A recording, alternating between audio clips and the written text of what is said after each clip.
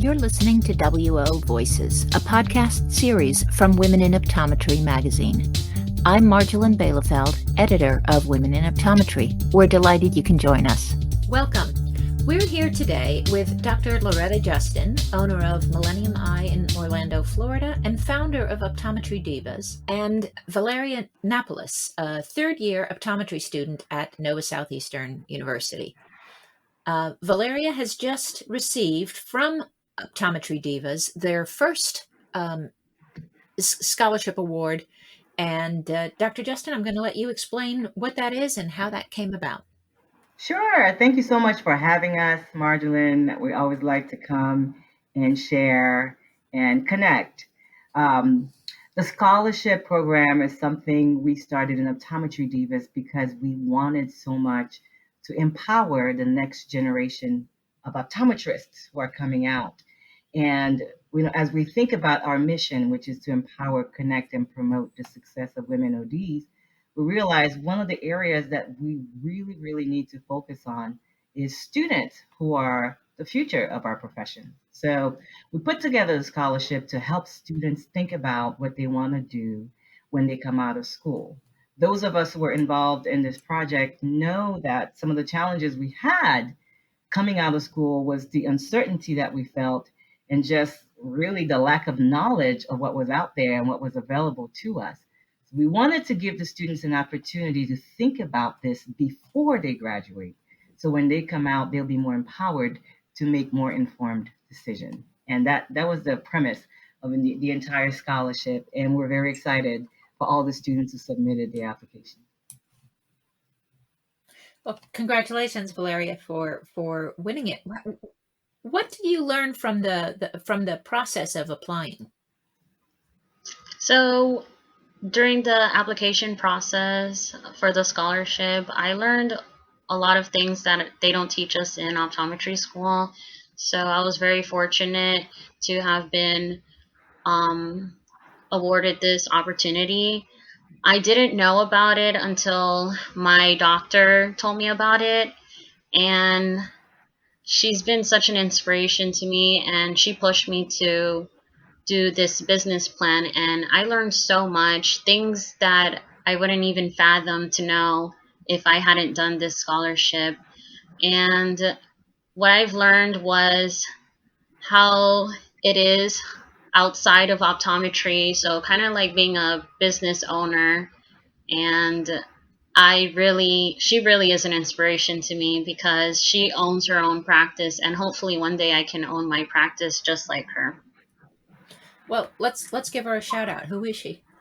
Dr. Glenda Aleman Muhipu. Wonderful. Yes, we've done podcasts and stories with her and Women in Optometry too. She's wonderful.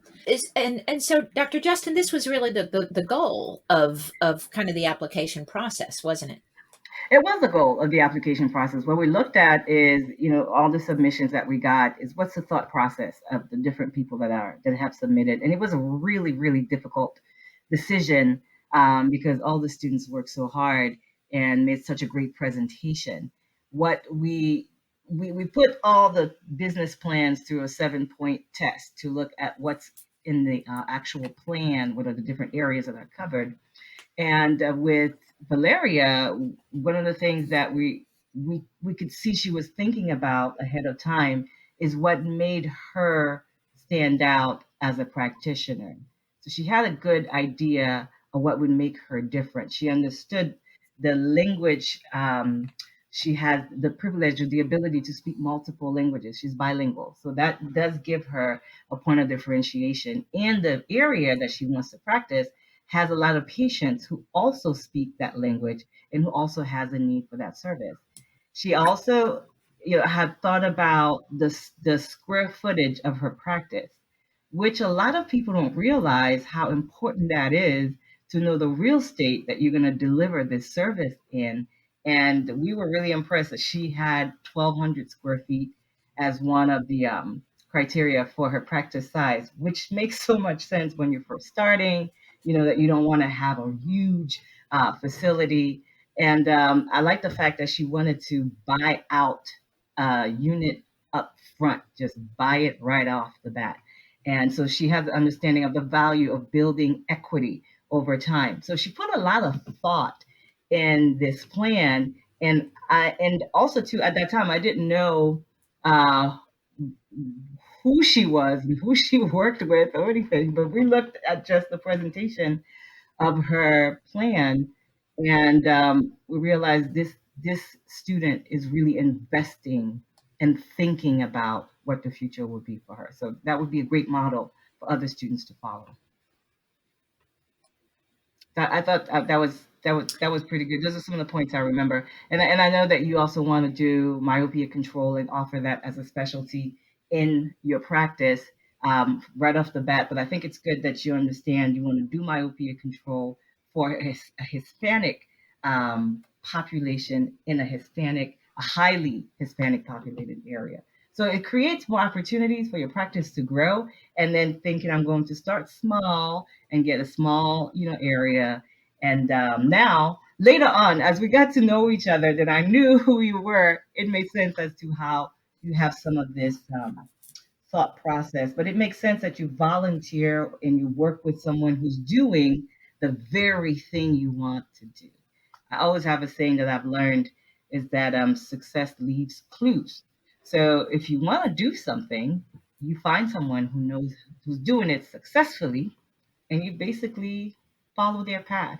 Valeria, now that you've gotten this scholarship and gotten all this feedback, how much does that help you in planning your third and fourth years in optometry school? Um, so given the feedback from my business plan was very critical to me because prior to the feedback, I wasn't fully aware of how to run something, so it's always nice to hear from other professionals, doctors who own their own practice to give you that feedback. Now I can plan more accordingly in the next upcoming years, knowing how much that I need to save or ask banks in order to invest in my practice. In the next 2 years, I'll have more of a feel of how much goes into myopia control management, specialty lenses, and all that with the help of my doctor. Right now, it's still the beginning. I still don't know too much, but hopefully, in the next 2 years, I will have that knowledge to proceed. That's wonderful. Yeah. And Dr. Justin, that also is part of your goal with introducing this scholarship program, wasn't it? To kind of help students develop their education plan as Yeah. much as it can be customized. Yeah. Yeah, as much as possible. When we're in school, we are so submerged into the academics of it. We have tests that we have to take. We have to do clinics, and we're going around. So we're very focused in trying to understand the science of what we're learning, which is extremely important because we're clinicians and we're going to be taking care of patients. So we need to understand what we're doing. When we come out of school, we realize that the whole of our profession is not just the clinical. It's so much more involved to what we do every day than the patient care. The patient care is a very incremental part of it, but then we got to learn how to operate in a business world. And that's even if you're not opening your own practice, even if you're gonna, just seek employment, or you want to do a lease, whatever modality that you want to do, there needs to be an understanding of how to operate um, as a business, or the understanding your finances and how that would help you. And I think the scholarship, once you go through this process, even with the amount of student loans you would probably take, a student may reduce that amount now, knowing when I get out of school, I'm going to have these expenses. Maybe I'll have one less pizza a week. Maybe I won't go to Starbucks as often as I go to, because it costs so much money over time. Maybe I'll reduce my loans and roommate with three other people so I can spend less while I'm in school, so I can come out with less of a liability. So it's that thought process, it begins that thought process. And when you get out, you're in a better position to succeed at a much earlier time. What's been the benefit for the students who applied and didn't get the scholarship? Yeah, for the students who applied and didn't get the scholarship, they have the opportunity of having their business plan reviewed. And we give feedback to the students as to what they could do to improve the plan and things that could help them be more successful over time. And we give an opportunity where we do an event and we all come together and review the plans, and we do questions and answers with some of the experts in the industry who's been doing this for a long time, and we bring people who are in the different type of modalities or specialties that they're interested in, so they have an opportunity to talk to someone who's actually doing it successfully. So even if they did not get the scholarship, they still get empowered to succeed by understanding, okay, this is how I can make my plan better, and this is what I can change, and that's what I can look forward to. So just going through the process is worth it. Mm-hmm. Mm-hmm.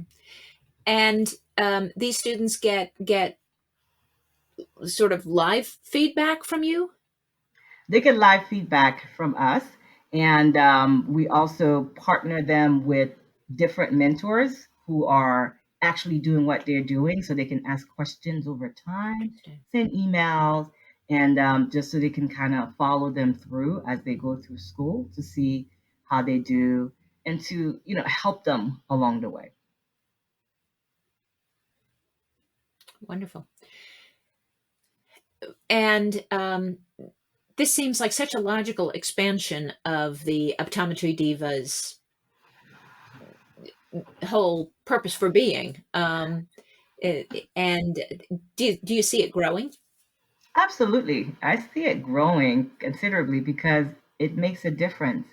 And I was a student, a few years ago, not that long ago, but long ago. And I would have, I would have benefited from a program like that, or at least to have that access to someone. Sometimes as a student, if you don't have a mentor, or if you're not part of a community of other optometrists, you don't know who to ask. You don't know who to talk to. And sometimes students may feel a little intimidated to talk to someone they consider as very successful. So creating that opportunity puts them in a place where it's safe and where they feel comfortable. And when there are people who are very approachable and successful that they can talk to. So I think that exposure is so important, and it helps the students to prepare for the future. I would have wanted something like that when I was a student. And I think all of us who were involved in this process would have benefited and would have wanted something like that. So we definitely know that we're going to do our very best to help as many students as possible. So, Valeria, your mentor network went up considerably here as a result of this, didn't it?